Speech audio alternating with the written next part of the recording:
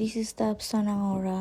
এটা হচ্ছে আমার ফার্স্ট ব্লগ। তো আজকে আমি শেয়ার করবো আমার ফার্স্ট ব্লগ, কোথায় কোথায় গেলাম অ্যান্ড কি কি করলাম। দিনটা ছিল ভ্যালেন্টাইন ডে এবং আরমান আমাকে বলছিল ঘুরতে নিয়ে যাবে। তো যেই বলা সেই কাজ, এবং আমি সাথে মিরাজ, আমিল, এলমা সবাইকে নিয়েছিলাম যেন আমরা ঘোরাটা আরো এনজয় করতে পারি। তারপর আমরা সাবদির উদ্দেশ্যে রওনা দিয়েছিলাম অ্যান্ড আমরা সাবদি একটা পার্কের মধ্যে গিয়েছিলাম এবং এখানে অনেক অনেক এনজয়মেন্ট করেছি। আর এর মধ্যে এলমার জন্মদিন ছিল, আমরা ওইদিকে এলমার বার্থডেও সেলিব্রেট করেছি সবাই মিলে। সাথে আমি আমার ছোট বোনকেও নিয়েছিলাম, বলতে তো ভুলেই গিয়েছিলাম। জানি না আমার ফার্স্ট ব্লগটা খুবই খারাপ হবে, আমি জানি, বাট কিছু করার নেই। এটাই বাস্তবতা। প্রথম ব্লগ আপলোড করলে যা হয় আর কি।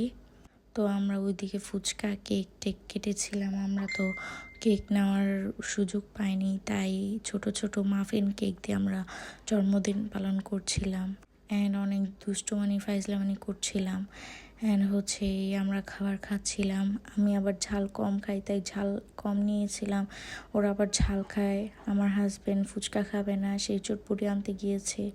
অ্যান্ড এগুলো আমাদের স্মৃতি, কিছু ছবি তুলেছি আমরা।